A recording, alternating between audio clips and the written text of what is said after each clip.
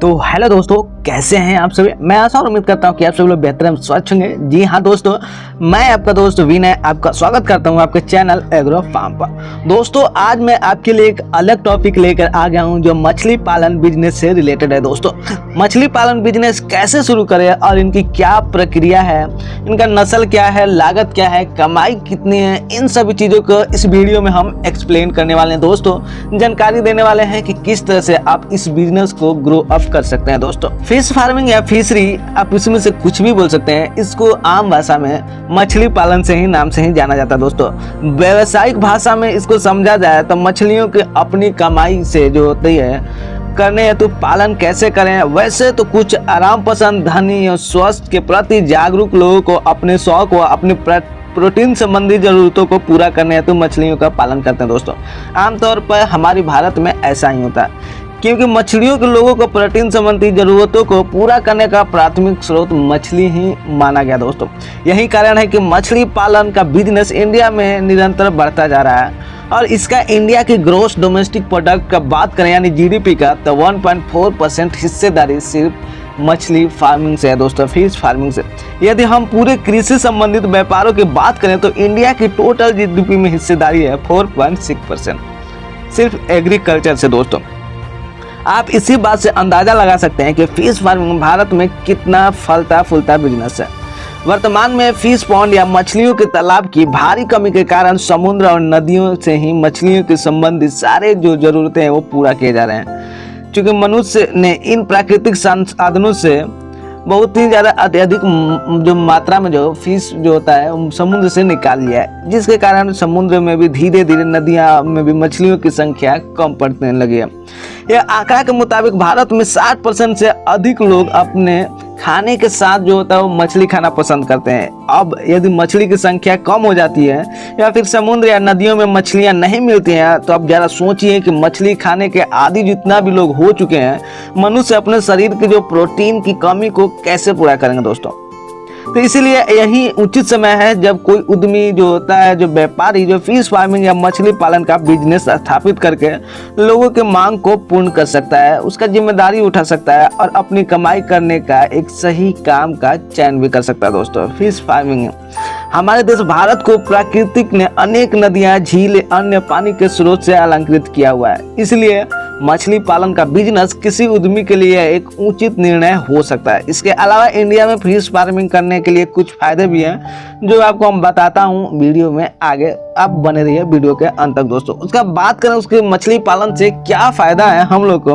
तो वैसे तो इंडिया में व्यावसायिक तौर पर मछली फार्म स्थापित करने के लिए अनेक फायदे हैं, लेकिन इनमें जो कुछ मुख्य हैं उनका ही हम बात करेंगे। दोस्तों, जैसे कि हम आपको वीडियो में पहले ही बता चुके हैं कि इंडिया में 60% से अधिक लोग अपने खाने में मछली खाना पसंद करते हैं, जो साफ इशारा करता है आपको इस बिजनेस की असीम संभावनाएं हैं आगे ग्रो करने की।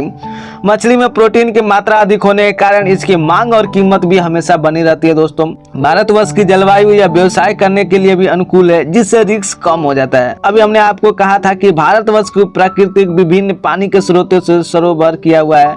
इसके लिए मछली पालन से जुड़ने वाले जितने भी उद्यमी हैं अपना फिश पॉन्ड आसानी से किसी नजदीकी पानी के स्रोत पर भी बना सकते हैं। इंडिया में मछली पालन की बहुत सारी जातियां हैं, उपजातियां हैं, आसानी से उपलब्ध हो सकती हैं। आप अपने फिश पॉन्ड के लिए जल्दी बड़े होने वाले नस्ल का भी चुनाव कर सकते हैं, क्योंकि ग्रामीण इलाकों में मजदूर आसानी और सस्ते दरों पर भी मिल जाते हैं। आप इससे एकीकृत फार्म भी कर सकते हैं, जिससे आप फिश फार्मिंग के अलावा dairy farming, goat farming, poultry, खेती के इत्यादि भी कर सकते हैं।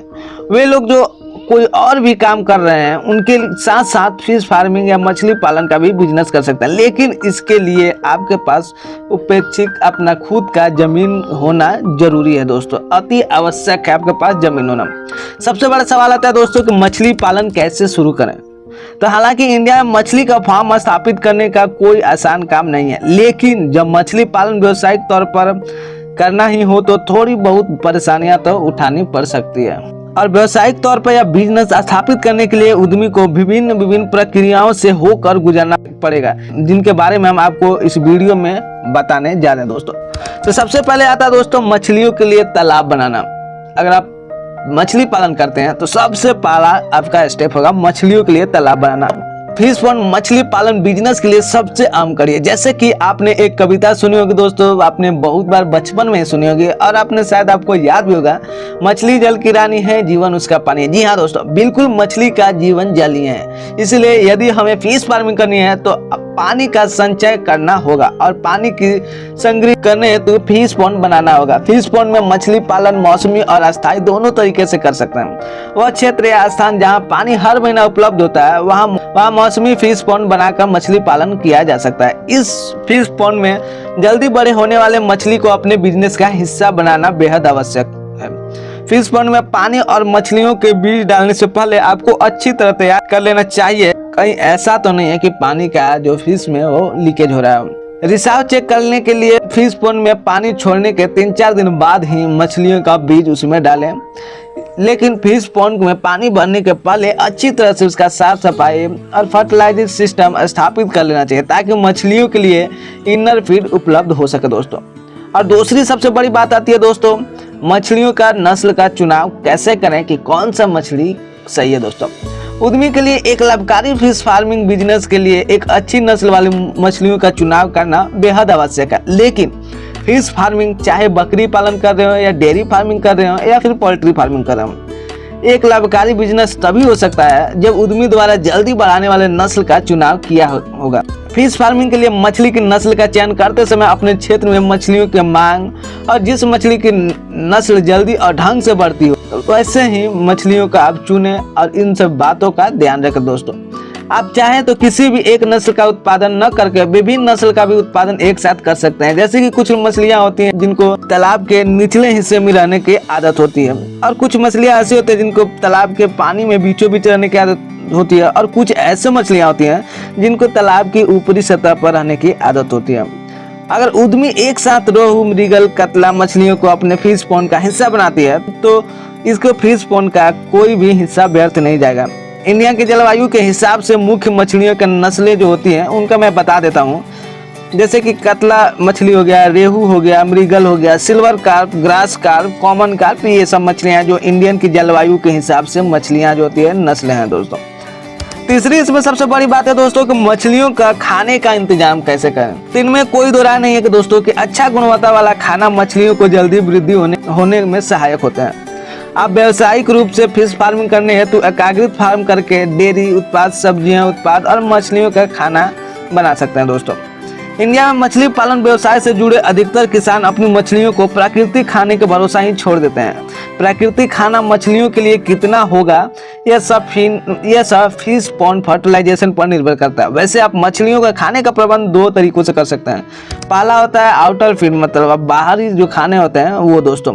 आउटर फीड का प्रबंध जैसे कि हमने आपको पहले भी बताया कि एकाग्रित फार्म के द्वारा भी किया जा सकता है। इसके अलावा बाजार में उपलब्ध मछलियों का जो खाना होता है, जो उनका चारा दाना होता है, उसको तालाब में मछलियों को खाने हेतु डाल सकते हैं। वैसे मछलियां आटा, चावल इत्यादि भी खाती हैं तो उद्यमी का उपयोग भी मछलियों को खाने हेतु कर सकते हैं दोस्तों। लेकिन ध्यान रहे कि मछलियों को खाने के लिए व्यवहार को आंकना बहुत जरूरी है, क्योंकि अनावश्यक रूप से आप फिश पॉन्ड के अंदर डालने वाले जो सामग्री होते हैं वो जो फिश पॉन्ड का वो तालाब को आपको गंदा कर सकते हैं दोस्तों, जिसके वजह से आपको भारी नुकसान भी उठाना पड़ सकता है। और दूसरा जो उसका खाना का बात करें दोस्तों, आंतरिक खाना जिसको हम लोग इनर फूड भी बोलते हैं। इनर फूड से आशय तालाब में उत्पत्ति खाने से होते हैं, उत्पादित जो होते हैं तालाब में उनको खाने से होते हैं। इनमें छोटे छोटे कीड़े मकोड़े होते हैं जिन्हें मछलियां खाती हैं, वे आते हैं। लेकिन यह उत्पादित हो इसके लिए आपको महीने में 2 बार फिश पॉन्ड फर्टिलाइजेशन का प्रक्रिया आती है, उसको करनी पड़ती है। इनर फीड उत्पादित करने हेतु जैविक खाद एवं रासायनिक खादों का उपयोग किया जाता है। इसमें गोबर का उपयोग भी हो सकता है दोस्तों। और लास्ट में दोस्तों ये आता है कि मछलियां का खाना का बात कर लिया, नस्ल का बात कर लिया और फिश पॉन्ड का भी। अब आते हैं उसका देखभाल का दोस्तों। सबसे बड़ा चीज होता है मेंटेनेंस किसी भी कार्य को दोस्तों। व्यवसायिक रूप से देखें तो व्यवसायिक तौर पर फिश फार्मिंग या मछली पालन करने के लिए मछलियां की नस्ल और खाने का इंतजाम करने पर ही उद्यमी की ड्यूटी खत्म नहीं होती है दोस्तों। अब समय आ जाता है कि अपनी मछलियों को अच्छे ढंग से ध्यान रखने का, मछलियों की बीमारियों को मछलियों को बचाने का, पानी में उत्पन्न होने वाले मछली के दुश्मनों के मछलियों को बचाने का, छोटी मछली को बड़ी मछली से बचाने का एक कदम उठाने का दोस्तों। और कहीं गंदा पानी होने के कारण मछलियों की जान का खतरा न पड़ जाए, इसलिए आप समय समय पर पानी का जो पीएच लेवल है, जो पीएच स्तर, उसको चेक करते रहें। जिस क्षेत्र में आपका फिश पॉन्ड है उसी क्षेत्र के ग्राहक भी मिल जाते हैं, लेकिन यदि उद्यमी का उत्पाद उस क्षेत्र के आवश्यकताओं से अधिक है तो ऐसे उद्यमी को अपना उत्पाद बेचने के लिए मार्केटिंग करनी होती है। मार्केटिंग की दृष्टि से फिश फार्मिंग बिजनेस का सबसे बड़ा फायदा यह है कि आपको अपना उत्पाद साथ लेकर नहीं घूमना है। उद्यमी को पहले अपने ग्राहक तैयार करना होता है, उसके बाद ऑर्डर लेने होते हैं, उसके बाद आवश्यकता अनुसार मछलियों को फिश पॉन्ड से बाहर निकालना और फिर उसको बेचना होता है दोस्तों। और जो सबसे बड़ी जो चुनौती होती है दोस्तों, किसी भी बिजनेस में हो, या डेयरी हो, पोल्ट्री हो, फिश फार्मिंग हो, जो कहाँ उसको बेचें, कहाँ सेल करें, मछलियों को आप अपना कहाँ सेल करेंगे दोस्तों। तो वर्तमान में मछली खाने वाले लोगों की संख्या हर जगह, चाहे आप भारत के किसी भी कोने में उपलब्ध हो, तो पर्याप्त मात्रा में दोस्तों उनको डिमांड हमेशा बनी रहती है। यही कारण है कि मछलियाँ की मांग हर स्थानीय बाजार में हमेशा बनी रहती है। कहने का आशय यह है कि दोस्तों कि यदि आप मछली पालन करके बहुत अधिक मछलियों का उत्पादन नहीं करना चाहते हैं तो आप इन्हें स्थानीय बाजार में भी खुद भी बेच सकते हैं। लेकिन आमतौर पर इस तरह का बिजनेस फिश फार्मिंग बिजनेस होता है, कर रहे उद्यमियों के पास उस एरिया में स्थित लोग पहले ही पहुंच जाते हैं, जो किसी स्थानीय बाजार में, साप्ताहिक बाजार में सड़क के किनारे बैठकर मछली बेचते हैं। इसके अलावा स्थानीय मंडी जहाँ मीट मछली खरीदने जाते हैं वहाँ भी इन्हें बेच सकते हैं। लेकिन यदि आपका उत्पादन बहुत अधिक है तो बेहतर यही होता है कि आप उस एरिया में स्थित मछलियों के थोक विक्रेताओं से संपर्क करें और उन्हें अपनी फिश फार्म से ही मछलियों को ले जाने को कहें, क्योंकि उनके पास वाहनों की व्यवस्था होती है जो जिनमें आप जिंदा मछलियों को ट्रांसपोर्ट कर सकते हैं दोस्तों। मछली ये तो हो गया दोस्तों, कहाँ उसको सेल करें, कैसे बनाएं और क्या क्या चीज़ें होती हैं दोस्तों। और सबसे अंत में हम लोग बात करेंगे दोस्तों मछली पालन में आने वाली लागत के बारे में, खर्चों के बारे में, कितना आप इन्वेस्ट करें तो इस पालन को शुरू कर सकते हैं दोस्तों। हालांकि बहुत सारे लोगों को लगता है कि मछली पालन एक आसान बिजनेस करना शुरू हो सकता है, लेकिन सच्चाई यह है कि आपको एक जिंदा जल जीव की खेती करनी होती है, इसलिए इसके तकनीकी के बारे में जानना अति आवश्यक होता है दोस्तों। जहां तक लागत की बात है, इस बिजनेस में आने वाली लागत भी इस बात पर निर्भर करता है कि उद्यमी किस स्तर पर मछली पालन कर रहा है, व्यापार कहाँ तक वो कर रहा है, मतलब छोटे स्तर पर, बड़े स्तर पर, किस स्तर पर, ये भी डिपेंड करता है, और किन किन मछलियों को पालन करना चाहता है। लेकिन एक व्यक्ति जो रोहू, कतला, मृगल को अपने फार्म का हिस्सा बनाकर छोटे स्तर पर शुरू करना चाहता है, तो इसके लिए बिजनेस को शुरू करने के लिए आपको क्या क्या आवश्यकताएं पड़ेगी, किन पर कितना खर्च होगी, इनका मैं आपको विवरण बता देता हूं दोस्तों। इसमें ज़मीन का खर्चा शामिल नहीं होगा, क्योंकि जहां पर आप मछली का तालाब बनाएंगे वह ज़मीन उद्यमी की खुद की होनी चाहिए दोस्तों। तालाब का निर्माण का खर्चा का हम बात करेंगे दोस्तों, जो खुदाई से मेड़ की प्रक्रिया सहित जितना भी आती है तालाब की खुदाई का, तो लगभग मान लीजिए आपको 8,000 बच्चे के लिए मैं आपको बता रहा हूँ, मछलियों के बीच के लिए 8,000, तो 90,000 के आसपास आ जाती हैं दोस्तों। वहीं 3 HP का आपको डीजल पंप का पूरा सेट ले लीजिएगा 32,000, इनलेट आउटलेट जो खर्चा होगा 12,000, मछलियों को पकड़ने व अन्य जाले का उपकरण 10,000, और वहीं 8,000 बच्चे आप लेंगे चारों तरह का मिक्स तरह का, जैसे मैंने रोहू, कतला, मृगल, कापर ये सब बताया है। तो उनका बात करें 5 रुपया प्रति हिसाब से तो 40,000 रुपया दोस्तों। चूना बोल सकते हैं आपको 2,000 रुपया, लाइम सिंगल सुपर फास्फेट बोल सकते हैं 1,500 रुपया का, यूरिया 1,500, कच्चा गाय का गोबर है आपके पास तो ठीक है, नहीं है तो फिर भी मान लीजिए आप 1,000 रख लीजिए। टोटल मिला के खर्चा का कुल बात करें लागत का तो 1,90,000 दोस्तों होते हैं। इस तरह से देखें तो एक छोटा सा मछली फार्म खोलने के लिए 8,000 बीच का जो मछली फार्म उद्यमी लगभग 1,90,000 रुपया खर्चे की आवश्यकता हो सकती है दोस्तों। इसमें भी जमीन का खर्चा शामिल नहीं है, क्योंकि इसमें यह मेरा मानना है कि आप जहाँ पर आप इस बिजनेस को शुरू करेंगे वो जमीन आपकी खुद की ही होनी चाहिए। मछली फार्म बिजनेस से कितना कमाई हो सकता है इसका बात करें दोस्तों, जहां तक कि कमाई का सवाल है कि इस बिजनेस को फिश फार्मिंग से होने वाली कमाई इस बात पर भी निर्भर करती है कि उद्यमी 1 साल में कितना किलो मछली का उत्पादन कर पाने में सफल हो पाता है। यदि उद्यमी 1 साल में 3,000 किलो मछली का उत्पादन करने में सफल होता है और उसकी औसत कमाई का यदि बात करें हम 110 रुपया प्रति केजी के हिसाब से बेचते हैं, तो चलिए देखते हैं कि इनका क्या था। तो इस हिसाब से 110 × 3,000 करते हैं तो 3,30,000 के साल की ग्रॉस इनकम हो सकती है। ये जरूरी नहीं है कि इतना ही हो, इनसे बढ़ सकते हैं, ये आपके ऊपर निर्भर करता है कि आप साल में कितना लॉट निकालते हैं और किस तरह का नस्ल का चुनाव करते हैं दोस्तों। तो ये थे दोस्तों आज फिश फार्मिंग से रिलेटेड वीडियो। आपको कैसी लगी जरूर कमेंट करके बताएं और इसको अपने सगी संबंधियों के साथ, अपने दोस्त के साथ, अपने फार्मर भाइयों के साथ जरूर शेयर करें ताकि हर किसान भाइयों को जो फिश फार्मिंग से रिलेटेड है सारी जानकारी मिल सके दोस्तों। तो फिलहाल आज के लिए इस वीडियो में इतना है दोस्तों। मैं हूं आपका दोस्त विनय, आपका स्वागत करता हूं मैं चैनल एग्रो फार्म में। फिलहाल आज के लिए इस वीडियो में इतना ही, मिलता हूं मैं आपसे अगली वीडियो में। तब तक के लिए जय हिंद जय भारत।